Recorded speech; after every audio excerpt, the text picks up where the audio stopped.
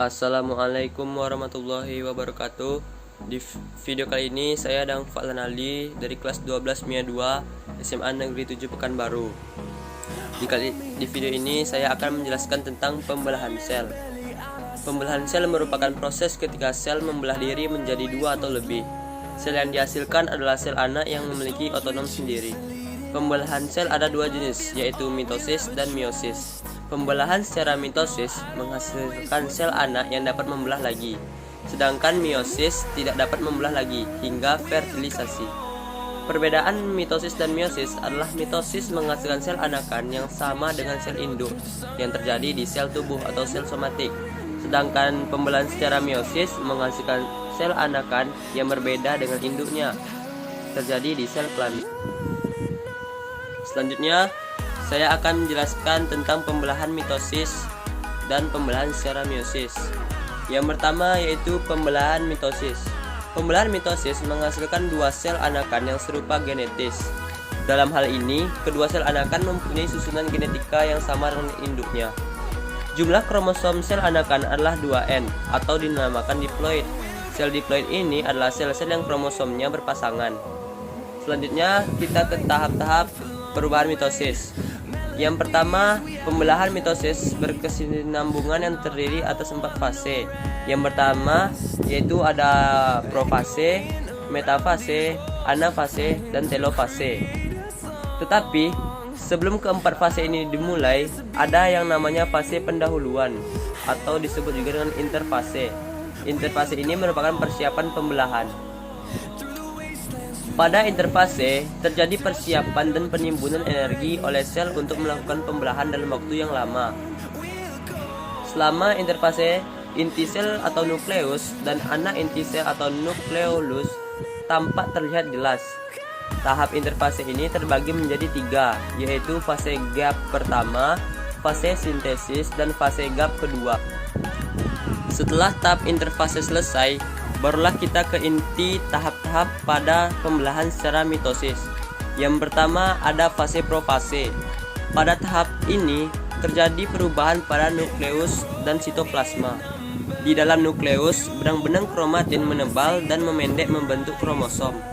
Tiap lengan kromosom berganda, membentuk 2 kromatid yang terikat pada sentromer. Selama profase, nukleolus dan membran nukleus menghilang. Mendekati akhir profase, terbentuklah spindle ataupun gelendong pembelahan yang terdiri atas mikrotubula dan protein. Dengan berakhirnya profase, kromosom-kromosom yang double dan memanjang itu menempatkan dirinya ke bidang ekuator dari sel. Fase kedua yaitu fase metafase, yaitu masing-masing kinetokor pada sentromer dihubungkan ke satu sentrosom oleh benang-benang spindle. Kemudian, pasangan kromatid bergerak ke bagian tengah inti sel atau bidang ekuator dan membentuk lempeng metafase. Fase ketiga yaitu fase anafase, yaitu fase pemisahan kromatid dari bagian sentromer yang kemudian membentuk kromosom baru. Masing-masing kromosom ditarik oleh benang-benang spindle menuju kutub yang berlawanan. Jumlah kromosom yang menuju ke kutub yang satu akan sama dengan jumlah kromosom yang menuju ke kutub lainnya. Keempat yaitu fase telofase. Pada fase ini terjadi peristiwa kromosom berubah menjadi benang kromatin. Membran inti dan nukleolus terbentuk kembali dan terjadi sitokinesis atau pembagian sitoplasma, sehingga dihasilkan 2 sel yang identik dengan sel semula. Baiklah, itulah penjelasan saya mengenai pembelahan sel secara mitosis. Selanjutnya, kita akan ke pembelahan sel secara meiosis. Pembelahan secara meiosis hanya terjadi di organ kelamin. Pembelahan meiosis berfungsi untuk menghasilkan sel gamet, yaitu sel telur dan sel sperma.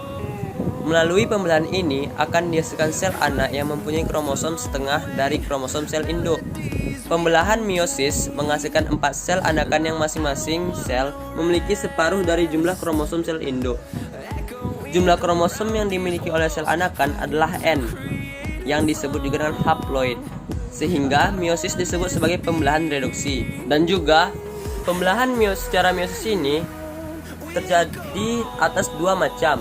Yang pertama ada pembelahan meiosis 1 dan pembelahan meiosis 2. Yang pertama ada pembelahan meiosis 1. Pada fase pertamanya disebut juga dengan fase profase 1. Pada fase ini, profase 1 ini terbagi menjadi 5 subfase. Yang pertama yaitu ada bernama leptonema, yaitu benang-benang kromatin memendek dan menebal dan mudah menyerap zat warna serta membentuk kromosom yang mengalami kondensasi. Yang kedua ada zigonema, yaitu sentromer yang membelah menjadi dua dan bergerak ke arah kutub yang berlawanan dengan kromosom homolog yang saling berpasangan atau sinapsis. Yang ketiga ada pakinema, yaitu terjadi duplikasi kromosom. Yang keempat ada diplonema, yaitu kromosom homolog saling menjauhi. Terjadi pendekatan berbentuk X yang disebut kiasma dan merupakan tempat terjadinya crossing over. Yang kelima ada diakinesis, yaitu terbentuknya benang-benang spindle dua sentriol sampai pada kutub yang berlawanan. Membran inti dan nukleusnya menghilang. Fase kedua yaitu ada fase metafase 1, yaitu pasangan kromosom homolog berderet di daerah ekuator. Sentromer menuju kutub dan mengeluarkan benang-benang spindle. Fase ketiga yaitu anafase 1. Di sini terjadi kromosom homolog berpisah dan bergerak ke kutub yang berlawanan. Benang spindle dan seluruh isi sel memanjang ke arah kutub. Fase keempat yaitu fase telofase 1, di mana terjadi masing-masing kromosom homolog telah mencapai kutub sel yang berlawanan. Pada tahap ini diikuti sitokinesis dan interfase singkat yang langsung ke proses meiosis 2. Setelah pembelahan meiosis 1 selesai, pembelahan selanjutnya yaitu pembelahan meiosis 2, di mana fase pertamanya yaitu bernama fase profase 2. Di sini sentrosom membentuk dua sentriol yang letaknya pada kutub yang berlawanan dengan dan dihubungkan oleh benang gelendong. Fase keduanya yaitu fase metafase 2. Di sini belum terjadi pembelahan. Kromosom berada di bidang ekuator, kromatid berkelompok 22. Yang ketiga yaitu fase anafase 2. Di sini kromosom menempel pada kinetokor benang gelendong, lalu ditarik oleh benang gelendong ke arah kutub yang berlawanan yang menyebabkan sentromer terbelah. Fase keempat yaitu fase telofase 2. Di sini kromatid berkumpul pada kutub pembelahan lalu berubah menjadi kromatin. Bersamaan dengan itu, membran inti dan anak inti terbentuk kembali dan sekat pemisah semakin jelas sehingga terjadi dua sel anakan. Baiklah, itulah tadi penjelasan saya mengenai pembelahan meiosis 2. Sedikit tambahan, pada manusia dan hewan, pembelahan secara meiosis ini terjadi di dalam gonad. Pada tumbuhan, meiosis terjadi pada anthers dan ovarias dan menghasilkan meiospor yang perlahan terdiferensiasi menjadi sel gamet juga. Selanjutnya, saya telah merangkum perbedaan antara pembelahan mitosis dan pembelahan secara meiosis. Yang pertama adalah pembelahan sel secara mitosis. Yang pertama ciri-cirinya yaitu berlangsung pada sel somatik atau sel tubuh. Yang kedua, pembelahan ini menghasilkan dua sel anakan yang identik dengan induknya. Yang ketiga, pembelahan ini terjadi satu kali pembelahan. Yang keempat, pembelahan satu dengan pembelahan setelahnya diselingi oleh fase interfase. Yang kelima, jumlah kromosom sel anak sama dengan induk dan sifatnya sama dengan induk. Yang keenam, sel anak mampu membelah lagi, dapat terjadi pada organisme usia muda, dewasa, ataupun usia tua. Selanjutnya, pembelahan sel secara meiosis. Ciri-cirinya yaitu berlangsung pada organ reproduksi. Yang kedua, menghasilkan 4 buah sel anakan. Yang ketiga, pembelahan ini terjadi dua kali pembelahan, yaitu pembelahan meiosis 1 dan pembelahan meiosis 2. Yang keempat, antara pembelahan meiosis 1 dengan meiosis 2 tidak ada fase interfase. Beda halnya dengan pembelahan secara meiosis yang setiap pembelahannya dan pembelahan setelahnya diselingi oleh fase interfase. Yang kelima yaitu ada jumlah kromosom sel anak separuh dari jumlah kromosom sel induk. Yang keenam, pada pembelahan ini sel anak tak mampu membelah lagi.